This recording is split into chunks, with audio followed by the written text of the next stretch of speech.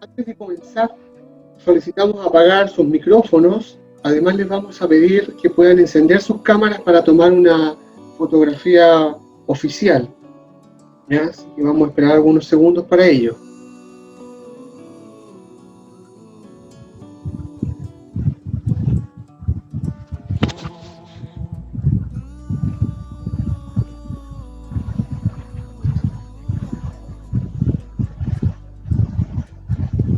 Estamos listos. Perfecto, ¿ya se tomó la fotografía? Sí. Muchísimas gracias a todos y a todas. Muy buenas tardes, sean todos muy bienvenidos a este tercer encuentro del ciclo de webinars UFRO Didáctico Matemático, dirigido a estudiantes, titulados y docentes del área de matemáticas. Queremos contarles que esta actividad es organizada por la carrera de Pedagogía en Matemáticas, en conjunto con la Escuela de Pedagogía de la Universidad de la Frontera. En estos momentos hay 27 participantes en Zoom y también están participando, nos están viendo por Facebook Live para aquellas personas que no alcanzaron a inscribirse. A todos y a todas, muchas gracias por estar aquí. Este ciclo de webinars lo iniciamos en el mes de agosto y se mantendrá hasta el mes de diciembre, mostrando los desafíos de la didáctica para mejorar el aprendizaje escolar en matemáticas, principalmente en el contexto en el que estamos viviendo. Hoy, en la tercera edición de UFRO Didáctico Matemático, nos acompaña Diana Hidalgo, doctoranda de la Universidad de Barcelona, para compartir su exposición sobre pautas docentes para promover el aprendizaje autorregulado en las matemáticas, un contexto de educación a distancia por pandemia COVID-19. Les comentamos que, terminada la exposición, dejaremos unos minutos para responder preguntas. Estas las pueden ir dejando en el chat y nosotros las iremos recopilando y leyendo al expositor. Lo mismo para aquellos que nos siguen a través de Facebook. Dejamos entonces con ustedes a Diana para que nos exponga su tema. Bienvenida, Diana. Muchas gracias por estar acá con nosotros. Gracias Luis. Bueno, comparto pantalla de inmediato. Sí.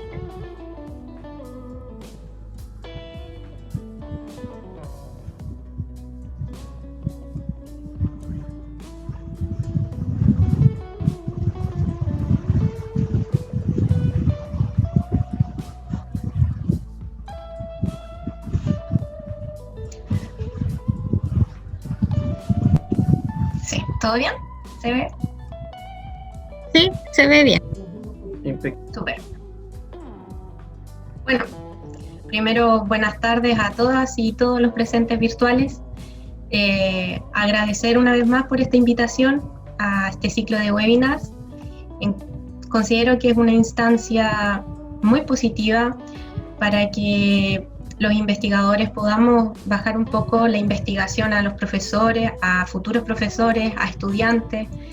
A veces se da un poco esta instancia y así que se agradece que ustedes hayan podido hacer esta instancia. Como les mencionaba, bueno, mi nombre es Diana, soy doctoranda de la Universidad de Barcelona. El trabajo que les presento hoy es parte de mi tesis doctoral, que me encuentro en segundo año. Mis directores de tesis es Javier Díez y Yuli Vanegas, quienes me apoyan al día a día. Y el trabajo que les presento está titulado como Pautas docentes para promover el aprendizaje autorregulado en las matemáticas en un contexto de educación a distancia por pandemia de COVID. ¿Sí? El contenido de la presentación estará dividido en tres partes. La primera, un poco situarnos en el contexto actual de la educación, con esto de la pandemia. Luego vamos a hablar un poco de aspectos teóricos acerca de la autorregulación. Y en una tercera parte, donde se ocupa más tiempo, es la propuesta de prácticas que les quiero proponer de cómo promover la autorregulación en las matemáticas. ¿Sí? El contexto actual ya lo sabemos, ¿cierto? Un poco estamos en esta pandemia por el COVID, lo que nos ha implicado estar en un confinamiento.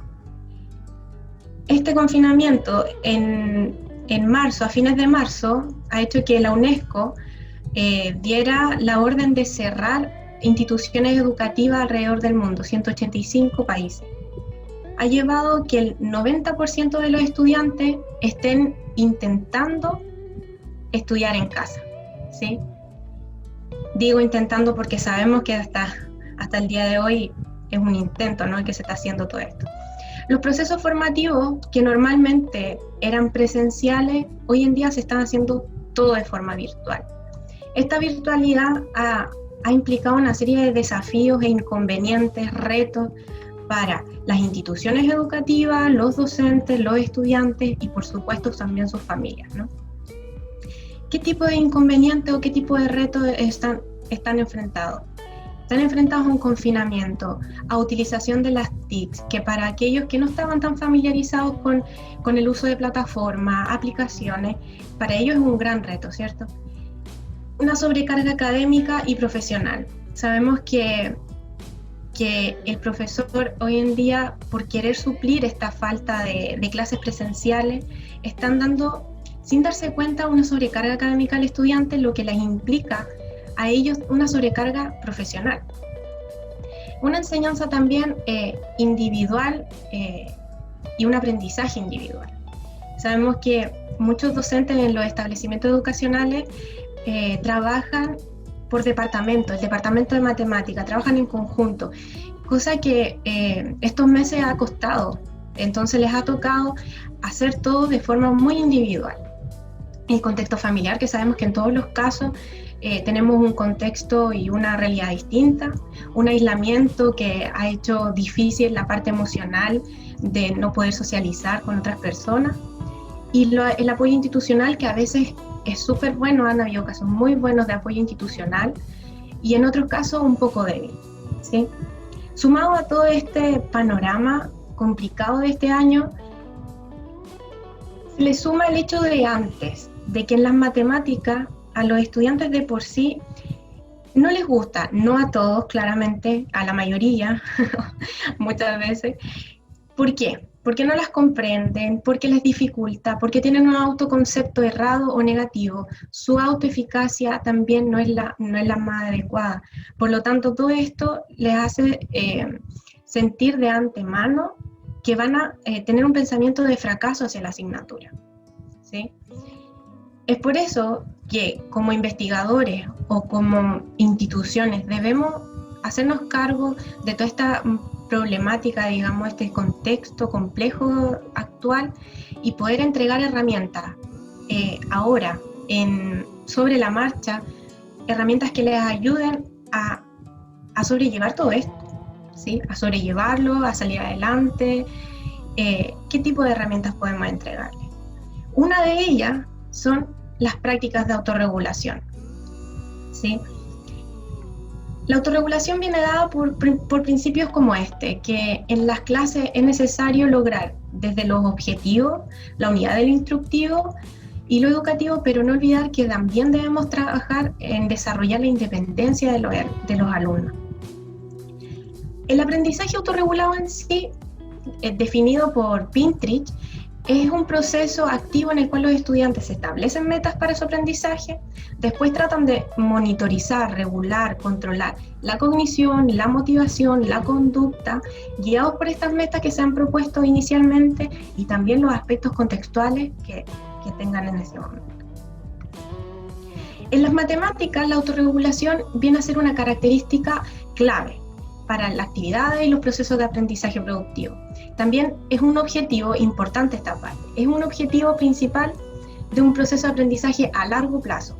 Por lo tanto, debe inducirse desde una temprana edad. Si podemos, desde que el niño empieza a la colegiatura, en el kinder, en la básica, en la enseñanza media, es importante. Pero bueno, si nos encontramos con estudiantes, pasa lo siguiente, que llegan estudiantes a la universidad sin preparación para enfrentar estos nuevos retos, enfrentar una realidad distinta. no son capaces de autorregular su aprendizaje. ¿Y qué sucede? En muchos casos vemos deserción de los estudios en primer año, ¿sí? Ciertas investigaciones han mostrado que un mayor nivel de conocimiento y manejo de estrategias autorreguladoras llevará a un mayor nivel académico en el aprendizaje de las matemáticas. Esto ya está súper mostrado. Entonces, ¿qué falta ahora? Ponerlas en juego, ¿no? Si bien el estudiante puede desarrollar de manera intuitiva esta habilidad de autorregularse, sabemos que no va a ser en todos los casos. ¿Y por qué mejor no hacerlo de una manera más consciente y de forma más explícita y que pueda llegar a todos los estudiantes? Y qué mejor poder hacerlo a través del docente, que sea él el encargado de poder fomentarla al impartir su disciplina. Él puede hacerlo a través de estas prácticas de autorregulación. ¿Y qué beneficios nos tienen estas prácticas? Estas prácticas son indispensables para el desarrollo de la autonomía, tanto del profesor como del estudiante. Importante que esto nos ayuda a todos, ¿sí? Nos ayuda a planificar el tiempo destinado a las diferentes tareas de enseñanza y aprendizaje, los medios disponibles que tenemos para enseñar o para aprender, mejorar o mantener la motivación, tolerar y transformar las dificultades, ¿sí? Esta tolerancia a la frustración se puede trabajar a través, si manejo estas prácticas de autorregulación. Construir mejores relaciones entre los estudiantes y el docente, entre los estudiantes y la institución. Muchas veces esto también es complejo. Una serie de diversos autores proponen una serie de prácticas para promover el aprendizaje autorregulado en las matemáticas, ¿sí? Nosotros hemos tomado de estos autores las prácticas que proponen, ¿sí? Y las hemos clasificado utilizando el enfoque ontosemiótico, específicamente la herramienta de los criterios de idoneidad didáctica.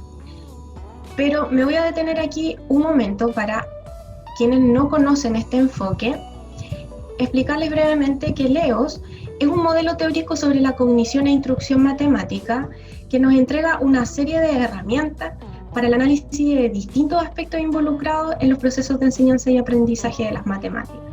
Una de estas herramientas es la idoneidad didáctica, la cual nos responde a interrogantes relacionadas con criterios que se deben seguir en el diseño de tareas, en cómo desarrollar y evaluar la competencia matemática en mi estudiante y qué cambios se deben hacer para poder conseguir metas de aprendizaje superior.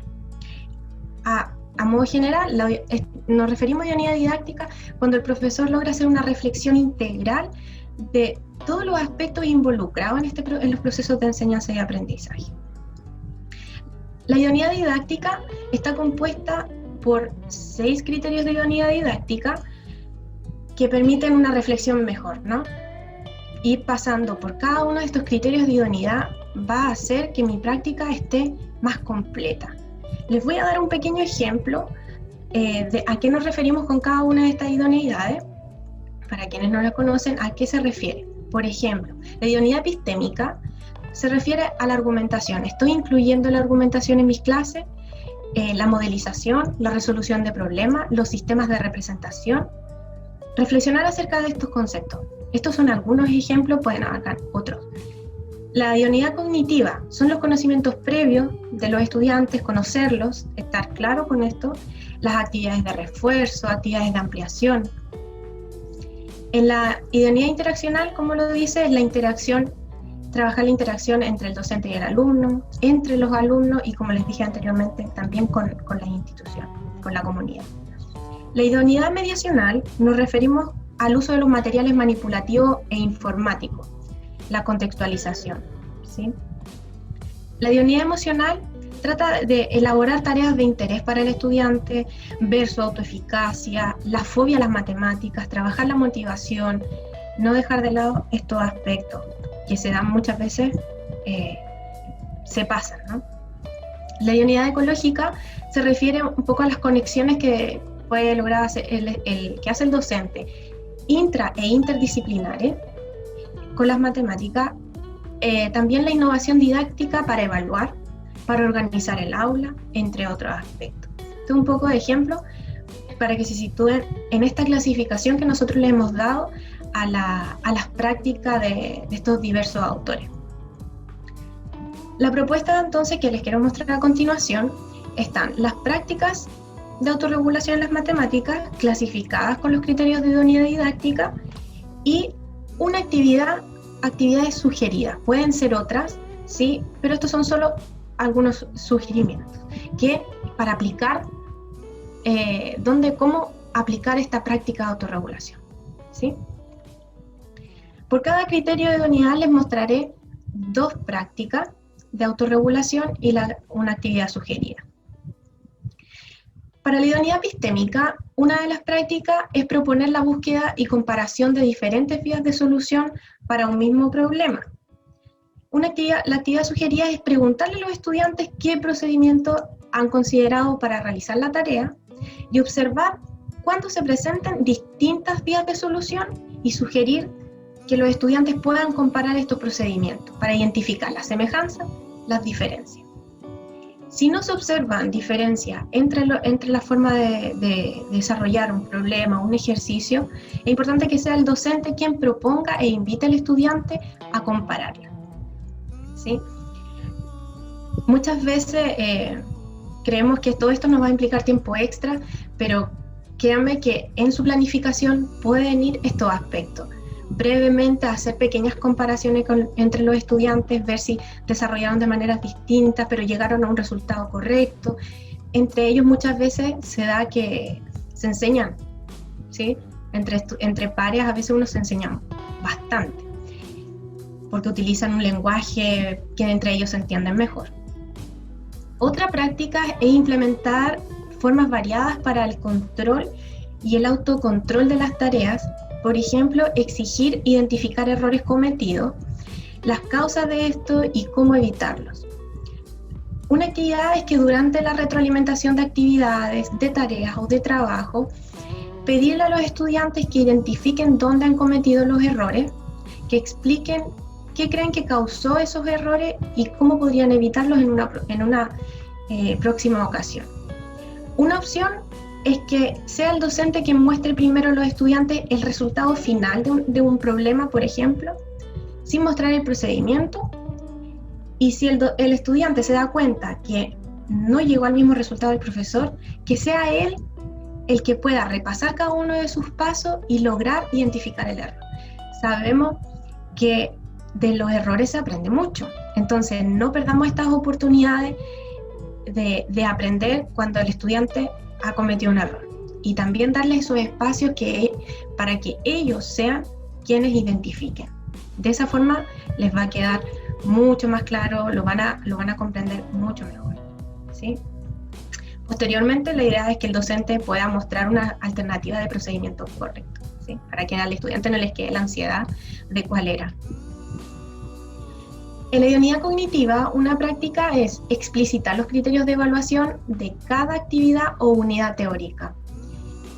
Esto a veces se nos pasa y hacemos un examen, una prueba, y los criterios de evaluación nunca los dije antes, pero les muestro la pauta de corrección al final.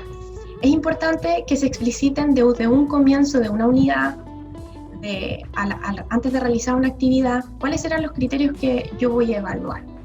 Los aspectos a considerar, si va a existir una coevaluación, una autoevaluación en el proceso de esta unidad. Se puede entregar una pauta de evaluación a los estudiantes de manera que ellos puedan ir corroborando, por ejemplo, si es un trabajo, tener los criterios que la profesora va a considerar para evaluarme, ¿sí? Pero es importante que la socialicemos con los estudiantes, no solo entregárselas, porque tenemos que asegurarnos de que ellos comprendan estos criterios de evaluación. Otra forma es que si voy a hacer un trabajo, poder mostrar un trabajo de año anterior y poder mostrar de esa forma los criterios que yo voy a considerar. Otra práctica es enseñar a los estudiantes a comprobar su comprensión respecto a un tema, pero de forma individual. Por ejemplo, una actividad sería proponer a los estudiantes que se formulen problemas o ejercicios sobre un tema ya estudiado, el tema anterior, y que luego puedan intercambiarlo con algún compañero ese ejercicio o ese problema y puedan resolverlo. Van a ver cómo, sabemos que una vez que logro yo inventar, formular un problema, un ejercicio de la materia que estoy viendo, es porque realmente la estamos comprendiendo. Es un muy buen ejercicio. También se puede proponer a los estudiantes que se planteen preguntas acerca de un tema ya pasado o el que se está viendo. Preguntas como, ¿qué conceptos están implicados en este tema? ¿Tenía una aplicabilidad directa con mi entorno? ¿Utilizaba fórmulas específicas? ¿Cuáles? Etcétera. Estas preguntas, uno dice, ¿pero en qué momento las hago? Esta pregunta, no es necesario que las hagan todas o que hagan tantas. Con una pregunta que hagan en una clase, al final de la clase, o que las dejen escrita en la pizarra, o que la incorporen en su PDF o en el PowerPoint que les enviaron al final, el estudiante lo va a ir asimilando y solo va a ir reflexionando, tratando de buscar la respuesta a estas preguntas, ¿sí? Luego ya no van a tener que verlas escritas, solo ellos se van a preguntar, ya, pero ¿qué fórmulas tenía esto? ¿Qué conceptos había? Entonces es importante que nosotros seamos un modelo y primero instemos y le formulemos directamente estas preguntas. Para la idoneidad ecológica, una de las prácticas es vincular el estudio de los contenidos matemáticos al entorno y la vida cotidiana. Sabemos que esto va a permitir una mayor cercanía y empatía con las matemáticas. Entonces, importante incorporar tanto en el desarrollo de la clase como en las tareas el vínculo existente entre las matemáticas y el entorno de los estudiantes. El entorno debe ser también de su interés, tiene que estar muy relacionado, pero tienen que estar vinculados. Señalar la utilidad de las matemáticas en diversas disciplinas, ¿sí? Puntualizar algunos conceptos claves en la vida cotidiana. Otra práctica es implementar diferentes formas de evaluación para un mismo contenido. ¿Por qué? Porque esto les va a permitir desarrollar, tener más oportunidades para mostrar lo que saben. No nos quedemos solo con la prueba, con el examen de fin de mes, de fin de semestre, o que sea muy poca evaluación. Intentemos que sea de varios tipos, no tienen por qué ser tan extensa, pero poder darle la oportunidad al estudiante que muestre lo que sabe de distintas maneras. Él se va a poder manejar de una manera u otra de mejor forma. Por ejemplo, las tareas extraclase, trabajo investigativo, experimentales, tareas interactivas ahora sobre los debates, entre otros. Para la unidad mediacional, una de las prácticas, estas dos prácticas que les voy a mencionar aquí, muchas veces se dan por que ya el estudiante las tiene, ya las desarrolla, pero no es así, porque ya les mencioné antes que ya lo observamos que estudiantes llegan a la universidad y no lo saben, ¿sí? Una de ellas es orientar al estudiante en la elaboración de materiales de estudio individual en matemáticas y socializarlo.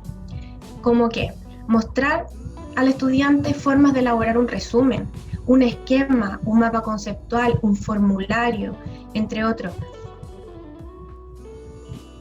Como experiencia propia, yo llegué a la universidad sin tener muy claro cómo realizar esto, ¿sí? En la universidad descubrí recién, gracias a un profesor que nos enseñó la diferencia entre un esquema y un mapa conceptual, en cómo resumir, sobre todo en matemáticas. En las otras asignaturas muchas veces se hacen resúmenes, pero en matemática pocas veces. Entonces, podría mostrar un ejemplo de una unidad pasada en formato de esquema, en formato de un resumen o de formulario. No pensemos que esto el alumno ya lo sabe hacer, ¿sí? La otra práctica es orientar sobre los tiempos de estudio al estudiante. El estudio sincrónico, que es con el docente en clase, o el asincrónico, cuando el estudiante estudia solo, ¿no? De forma autónoma, para ayudarlo en su organización. Es importante orientar al estudiante con estos tiempos. Por ejemplo, indicar cuánto tiempo va a ocupar la clase sincrónica en la parte de teoría y cuánto en la práctica. Decirles, chicos, la clase de hoy dura 40 minutos, 45 minutos. Los primeros 20 minutos serán más teoría, luego haremos una clase, haremos ejercicio, una práctica, o al final haremos un juego, etc. El estudiante se puede empezar a organizar, pero al principio nosotros debemos ayudarlo, y decirle la importancia también de esta organización de los tiempos. Por ejemplo, ¿cuánto tiempo va a requerir el estudio asincrónico para realizar alguna tarea o repasar lo aprendido? Si bien cada estudiante tiene su ritmo de estudio de resolver un problema, el profesor más que nadie sabe cuánto debería, como máximo, tardar el estudiante en resolver tal problema. Si les mando 2 problemas a casa para que resuelvan, menciónenles, chicos, van a tardar alrededor de 30 minutos, 15 minutos por cada problema para que lo resuelvan, o 20, lo que sea, lo que ustedes estimen conveniente, pero mencionarlo. Porque este punto, y me quiero detener un poco más, hacer hincapié en esto.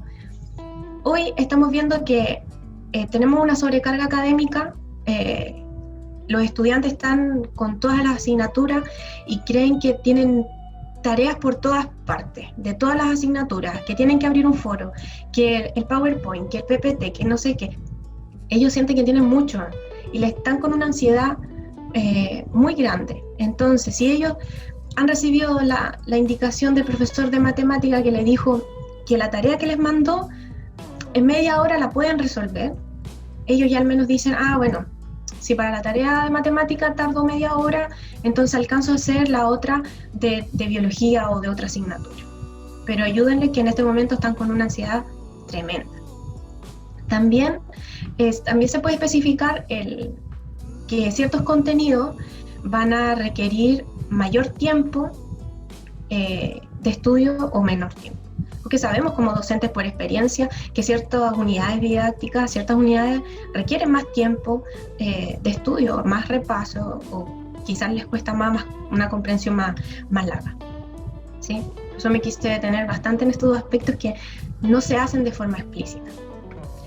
La idoneidad interaccional, una de las prácticas es generar instancias colectivas donde los estudiantes puedan comprobar su conocimiento que tienen acerca de un tema, pero ojo aquí, sin la necesidad que estas instancias sean evaluadas, ¿sí? Que no toda instancia creemos que para ver si el estudiante sabe o que el estudiante mismo sepa cuánto sabe, una prueba, una evaluación, todo siempre calificado. Bueno, organicemos, por ejemplo, encuentros de conocimiento matemático, o hoy en día se están utilizando mucho las aplicaciones de juegos. Hay algunas aplicaciones que son más matemáticas, otras que son más generales, pero que yo le puedo colocar preguntas matemáticas y son muy interesantes. Me han comentado, por ejemplo, si no me equivoco, el Quizzes es una herramienta bastante útil, no solo para jugar, sino que al responder los estudiantes, además de motivarlos, claramente, les entrega una estadística de la respuesta. Cuántos respondieron rápido, qué fue el primero, si respondió el primero bien o mal, y le entrega toda una estadística que le sirve bastante al profesor de tener esta herramienta, de poder tener un panorama de cómo están llevando la comprensión sobre un tema los estudiantes. Pero más importante aún es que el estudiante mismo va comprobando si entendió el concepto de la clase anterior, idealmente de esa manera. Y los motiva bastante, que les tome 3 minutos, 5 minutos en hacer un Kahoot, van a ver cómo logran la motivación de estos estudiantes. Proponer actividades donde se fomente la discusión entre pares. Una actividad sugerida es proponer a los estudiantes debatir, por ejemplo, 2 formas de resolver un problema o un ejercicio frente a 2 soluciones distintas. ¿Sí? Antes que el docente dé la respuesta correcta, si veo que mi compañero tiene otra respuesta, poder ver por cuál de los 2 defender su posición, argumentar por qué creen que su desarrollo es el correcto, su procedimiento es el correcto, y luego ya que el docente pueda dar la respuesta, ¿sí? Pero déle esa instancia donde él tenga que debatir lo que él ha hecho, ¿sí? Les va a dar seguridad y poder desarrollar su argumentación. En la idoneidad emocional tenemos la práctica de incorporar las actividades, preguntas a los estudiantes que fomenten la autoevaluación emocional, motivacional y actitudinal. ¿Cómo aplico esto? Por ejemplo, en los últimos minutos de una clase, pedir a los estudiantes que respondan a 1 o 2 preguntas breves dirigidas a regular su estado emocional, motivacional o actitudinal. es igualmente importante incluir estas preguntas al final de una guía, al final de un PDF, al final de un PPT. Por ejemplo, preguntarle, ¿cómo te sentiste durante la clase o al desarrollar la actividad? Una pregunta breve que se puede hacer al final de la clase. Y no estamos diciendo que se incorporen todo este tipo de actividades en una sola clase o en una sola actividad, pero la idea es que sea de forma constante, ¿no? Que si están estresados, angustiados, divertidos, concentrados, poder estar atento a ver cómo está el estado emocional del estudiante, sobre todo ahora. O por ejemplo, ¿en qué clase o con qué conceptos te sentiste más seguro y con confianza? Estas preguntas las pueden incorporar ustedes y pedir la respuesta, o simplemente hacerla y que ellos la reflexionen por su cuenta. Al principio idealmente es que las puedan responder, que asegurarse de que las hayan respondido. Y luego ya planteárselas y que ellos solitos reflexionen. Y la última práctica de la idoneidad emocional, y ya para un poco llegar al final de esta presentación, la práctica es considerar los intereses de los estudiantes, su contexto familiar y social, para generar actividades afín con sus intereses, permitiendo un mejor estado emocional, motivacional, actitudinal. De manera explícita es importante que preguntemos a nuestros estudiantes cuáles son sus actividades cotidianas favoritas, lo que hacen en el día a día, lo que hacen de vez en cuando con amigos, con la familia, cuáles son las actividades académicas o tareas favoritas, cuáles les gustaría repetir, pero con el contenido actual. Es importante saber los intereses y no asumir ciertos intereses para hacer contextualizar muchos todos hablamos de que hay que contextualizar mucho, de problemas con contexto, ¿cierto?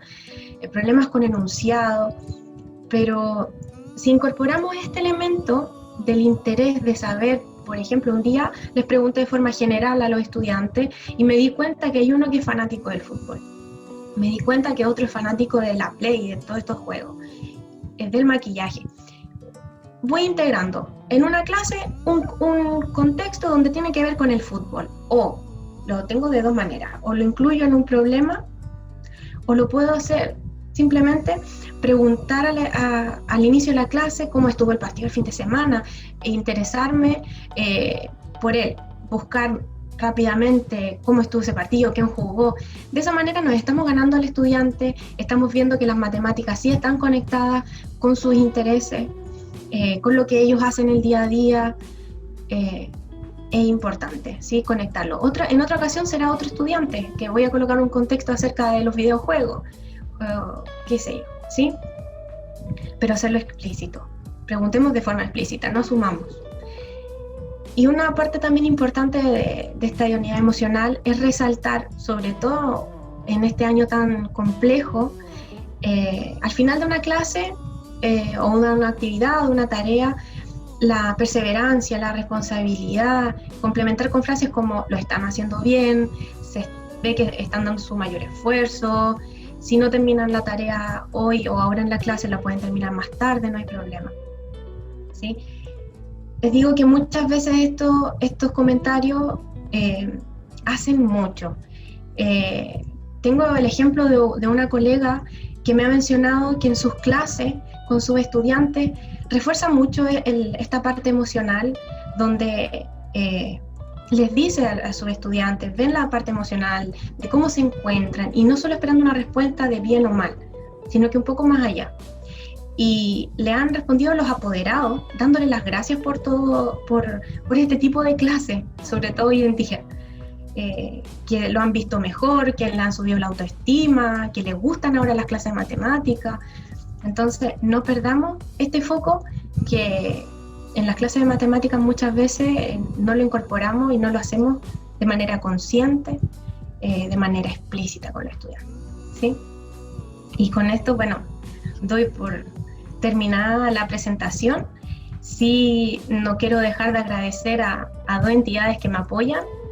Una, por un lado, el programa de doctorado de Becas Chile, ¿sí? Que gracias a ello me encuentro acá en España pudiendo estudiar este doctorado, y por otro, dentro del proyecto en el cual se está desarrollando también esta tesis, que es el uso de las Lesson Studies, y la noción de idoneidad didáctica. Así que agradezco estas dos partes y por supuesto a mis directores, a Javier y a Yuli. Muchas gracias. Quedo a su disposición para preguntas que deseen hacer. Ok, muchas gracias, Diana, por tu muy buena presentación, clara, ¿cierto? Y también orientada, bueno, a otros enfoques, ¿cierto? Que no conocíamos del EOS, que es una teoría que trabaja mucho ahí en España y también creo que en la Universidad de los Lagos acá en Chile, y que también incluyan lo que es la idoneidad emocional, que eso es súper importante lo que tú estabas mencionando ahí y que pocas veces se tienen en consideración, ver los intereses de los estudiantes, ¿cierto? Para poder compatibilizar sus gustos con el profesor y a través de eso mostrar la matemática que hay por ahí, ¿cierto? Porque la hay. Entonces, de nuevo darte las gracias y bueno, y que sigamos en contacto siempre contigo y con la Universidad de Barcelona en particular. Ahora dejamos a Elizabeth para que plantee algunas preguntas que la gente ha compartido ahí en el chat. Sí, bueno, uniéndome a las palabras de Luis, estamos muy agradecidos, Diana, por tu presentación y porque en realidad es la problemática de muchos docentes que viven hoy en día esta pandemia y hay muchos conectados, también no solamente por aquí, sino también por Facebook. Y quisiera leer un comentario en realidad de Mario Esteban González, que sale acá en el chat, y dice que siento que dentro de todo el caos que ha generado esta pandemia, lo positivo ha sido el replantear la matemática, una matemática más cercana, una matemática no enfocada en el CIMSE y la PSU. Y creo que a lo mejor ese comentario de Mario es el comentario de varios profesores que hoy en día han tenido que priorizar contenidos y el hecho de priorizar contenidos y cómo hacer para que poder tener participación de los estudiantes, ya sea en las clases sincrónicas o esta misma autorregulación de los aprendizajes. Y yo quería hacerte una pregunta respecto a la metacognición. La metacognición es una herramienta muy potente que puede utilizar el docente. Y tú lo hablaste ahí, por ejemplo, en la parte de errores cómo atender el error de los estudiantes. Y generalmente tenemos profesores que no tienen las herramientas para utilizar el error como una oportunidad de aprendizaje. Generalmente confundimos la parte de tomar el error como la corrección del error, ¿cierto? Entonces el profesor corrige al estudiante, lo que hiciste está malo, porque yo lo digo, ¿cierto? Y así es como se hace la cosa. Me gustaría que a lo mejor pudiera hablarnos un poquito más sobre este tipo de estrategias que estaba en una de las dimensiones que tú estabas hablando y cómo eso se podía dar en la autorregulación. Bueno, a ver, claro, lo que les mencionaba es que debemos tomar como una oportunidad de aprendizaje el error. Un momento importante, un momento súper útil. ¿Por qué? Porque sabemos que de los errores se aprende en la vida, en las matemáticas, en todas las disciplinas. Entonces no debemos dejarlo pasar simplemente por decirlo, lo tuviste malo, para la próxima trata de que esté bueno, o la próxima lo tendrás bueno, sino que el estudiante se haga parte del procedimiento que ha realizado, que él observe cómo lo hizo, paso a paso, dónde cometí el error, por qué lo cometí, okay, siempre hago el mismo paso, y esto es lo que me está llevando a que el resultado no llegue al resultado. Eso se les va a quedar más en la mente que simplemente el docente les diga, ahí es donde cometiste el error. El estudiante, cuando ve simplemente la pauta de corrección de la prueba, él dice, ok, me equivoqué en esta y en esta. En ningún caso el estudiante por sí solo se va a preguntar, ¿pero dónde me equivoqué? Quizás hay algunos estudiantes que sí, digámoslo, porque hay estudiantes que son más organizados y que les gusta ver dónde, el por qué. Pero ellos ven y pasan de largo esto. Simplemente ven que se equivocaron ahí y ya. Pero si ellos fueron los que descubrieron dónde se cometieron el error, eso sí les va a quedar. Les va a quedar el aprendizaje de que en esa parte estoy haciendo algo mal. Eso se les va a quedar más que si el profesor simplemente se los diga, ¿sí? Así que tomar como una buena oportunidad, un buen momento de aprendizaje, los errores. Muchas gracias, Diana. Voy a leer más comentarios que salen acá. Primero dice Cecilia Puentes, dice, dentro del modelo de criterio de ecológica, ¿podría por favor profundizar en una actividad sugerida para enseñanza básica, tercero básico, dentro del criterio ecológico? No sé si tú tienes algo, tampoco sabemos cuál es tu nivel como profesora de matemáticas. Yo no les voy a mentir, yo soy de enseñanza media, no manejo muy bien los contenidos que hay en básica. Sí tengo colegas que trabajan y muy bien en esa área, con chicos pequeños, pero tercero básico no me atrevería incluso a hacerles clase porque creo que me faltarían herramientas. Ahora, Yo leo también a Tamara Arévalo, dice, lo positivo de alguna manera es que los y las estudiantes pueden desarrollar la autorregulación de manera intuitiva. Qué importante es que los y las docentes seamos conscientes respecto a nuestras prácticas, de manera que éstas promuevan la autorregulación. Gracias por cada uno de los aportes, uno lo hace de manera y siempre es importante estar adecuando nuestras prácticas. Por otro lado, dice Francisco Orellana, dice, ¿es posible que pueda entregar alguna bibliografía para interiorizarnos con el método, debe ser el enfoque ontosemiótico, o algún autor en particular? Muchas gracias. Sobre el EOS, bueno, en la diapositiva les he incorporado un autor que hay muchos, principalmente siempre vienen dados por Godino, Batanero, Font. Yo he puesto aquí Godino, Batanero y Font 2007.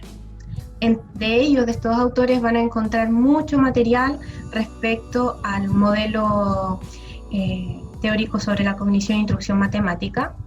También pueden encontrar por Breda, pero principalmente con estos autores van a llegar a otros, y estos son un poco los bases principales, ¿sí? Bárbara Nostroza también pregunta y dice, Diana, ¿por qué en este caso tú tomaste la autorregulación desde este enfoque y no de otro enfoque? ¿Qué es lo que te llamó la atención que la autorregulación la trabajaras con este enfoque ontosemiótico? Este enfoque, como les mencioné, nos permite, nos entrega bastantes herramientas para analizar muchos aspectos que están involucrados con el proceso de enseñanza y aprendizaje. Esta herramienta específica de la que utilizo yo dentro de varias que tiene, que son los criterios de idoneidad, permiten esta reflexión completa de todos los aspectos que deben estar implicados en la práctica, que deben estar cuando yo planifico. Es un enfoque que para mí abarca por donde yo lo quiera mirar, ¿sí? Esta clasificación de criterios, de los criterios, clasificar las prácticas, es para que existan prácticas de autorregulación que abarquen todos los aspectos que deben ir en mi planificación, en mi práctica docente. Con esto yo me aseguro que no va a faltar práctica para ningún aspecto, ¿sí? Por eso quise tomar este enfoque y esta herramienta en particular, que son los criterios de idoneidad. Muchas gracias, Diana, por tu respuesta. Quiero agregar un comentario de Alexander Astudillo. Dice, qué importante es el error, como comenta la colega, y también la retroalimentación constante en cada momento de la clase, no solo en una actividad. Y Macarena Fernanda Ojeda dice, disculpa la pregunta, dice, llegué tarde, pero lo más importante es la pregunta, dice, ¿qué doctorado estás estudiando? ¿Y cómo abordar cuando en medio de una clase un estudiante se equivoca para no frustrarlo y no hacerlo sentir mal? Quizás respondemos esa primero. El doctorado que estoy cursando, aquí está en portada, es doctorado en didáctica de las ciencias, las lenguas, las artes y las humanidades de la Universidad de Barcelona. ¿Sí? Ese es el doctorado. Y bueno, ¿cómo abordar cuando en medio de una clase un estudiante se equivoca? Primero, no hacerlo evidente, que no sea algo catastrófico, claramente, que muchos profesores lo resaltan como algo malo. Y tenemos que ver el error desde la parte positiva, ¿sí? Estoy observando que varios estudiantes están cometiendo o preguntando lo mismo, lo abarco de manera grupal. Chicos, voy a aclarar algo que veo que puede ser una duda generalizada entre ustedes, la voy a aclarar en pizarra, se las voy a aclarar aquí, y no puntualizar a este estudiante, para que no vayamos provocando esta angustia en él, esta fobia a querer preguntar en matemática o pasar adelante, o etcétera. No hacerla y no puntualizarla, sino que tomarla como algo un poco más colectivo, más grupal. ¿Sí? Creo que por ahí puede ir una buena manera de abordar cuando un estudiante se equivoca. Tenemos también a Bárbara Inostroza Retamal y dice si podrías profundizar en los beneficios que tiene para el docente el trabajar la autorregulación en la enseñanza de la matemática. A ver, para el docente les he mencionado que sí, la autorregulación es un beneficio tanto para el estudiante, para que se haga autor de su aprendizaje, que sea el día de mañana sea autónomo, ¿sí?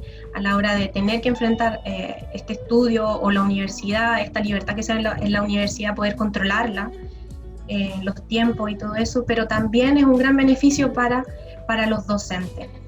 ¿Por qué? Porque, por ejemplo, hoy en día se encuentran en sus casas, los docentes todos, nos encontramos y espero que sea así, tratando de lidiar con horarios, tratando de lidiar con una organización que es su propia familia, sus hijos, en el mismo horario. El otro día me comentaba alguien que en el mismo horario donde tenía que ella hacer una clase, su hijo también tenía clases. ¿Cómo lo hago? ¿Cómo me organizo? Entonces, estas prácticas de autorregulación va a permitir que el propio docente pueda autorregular, pueda bajar sus niveles de ansiedad para poder organizar sus tiempos, su material, todo lo que tiene a disposición en las plataformas. Beneficios infinitos. Se van a dar cuenta que si hacen esta reflexión, pasando por cada uno de los criterios de idoneidad y viendo si estoy incorporando estas prácticas, lo hacen y ya. O sea, no les va a faltar nada. Va a tener una práctica completa, una práctica integral. ¿Sí? Súper, voy a leer la última pregunta porque igual yo sé que están muy entusiasmados y todos quieren saber un poquito más e interiorizarse en esto. Voy a leer la pregunta de Cecilia Puentes, dice, ¿desde qué nivel educacional se orienta este aprendizaje autorregulado? De kinder, pre-kinder, jardín, o sea que sea muy extremo. En cuanto yo pueda empezar a entregarle conocimiento a los niños, a los chicos, entreguemos herramientas de autorregulación, herramientas de horarios, ya a los más chiquititos, los horarios, organizar sus cosas, sus materiales en la clase.